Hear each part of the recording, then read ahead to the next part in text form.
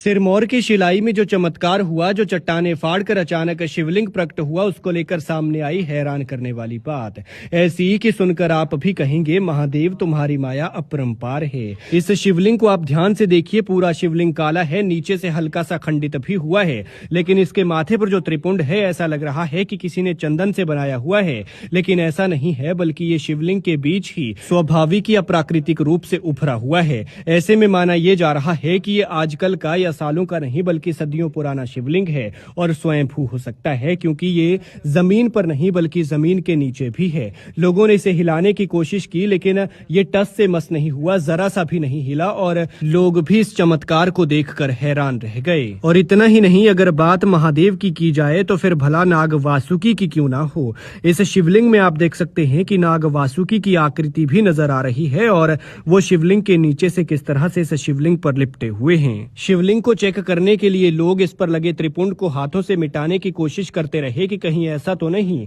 कि किसी ने चंदन से ये त्रिपुंड तैयार किया हो, लेकिन बाद में जब सब फेल हो गए तो पता चला कि ये प्राकृतिक आकृति है जो स्वाभाविक रूप से शिवलिंग के ऊपर उभरी हुई है। बड़ी बात यह है कि नदी किनारे जहाँ पर ये शिवलिंग प्रकट हुआ है वहाँ लोगों के आने जाने का आम रास्ता है। लोग यहाँ पर पत्थरों पर विश्राम करने के लिए भी बैठते थे, लेकिन किसी ने भी ये शिवलिंग यहाँ पर पहले नहीं देखा था। ये जो छोटा सा मंदिर आप देख रहे हैं, ये 4 से 5 साल पहले तैयार हुआ है। लोगों ने इसे अपने हाथों से तैयार किया था, लेकिन तब यहाँ पर कोई शिवलिंग नहीं था। लेकिन शनिवार को जैसे ही यहाँ पर अचानक शिवलिंग प्रकट हुआ, बड़ी बड़ी चट्टानों को फाड़कर जैसे ही महादेव ने दर्शन दिए तो लोग हैरान रह गए और माहौल भक्तिमय हो गया। इतना ही नहीं, अगर आप इस शिवलिंग को ध्यान से देखेंगे तो आपको नजर आएगा कि शिवलिंग के ऊपर नाग वासुकी की आकृति भी बनी हुई है। हालांकि नीचे का जो हिस्सा है वो साइड से हल्का सा खंडित हुआ है, लेकिन शिवलिंग को एक खरोंच तक नहीं आई है, बल्कि आसपास के पत्थरों का हाल आप देख सकते हैं।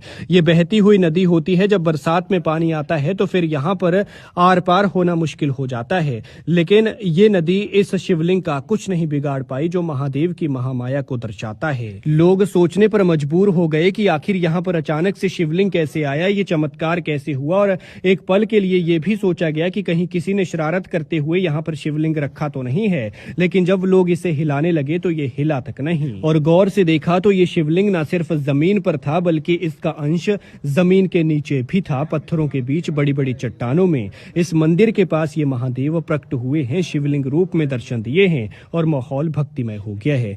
खैर, ये तस्वीरें देखिए और इन पर आप क्या कहते हैं, कमेंट में अपनी राय जरूर दीजिएगा।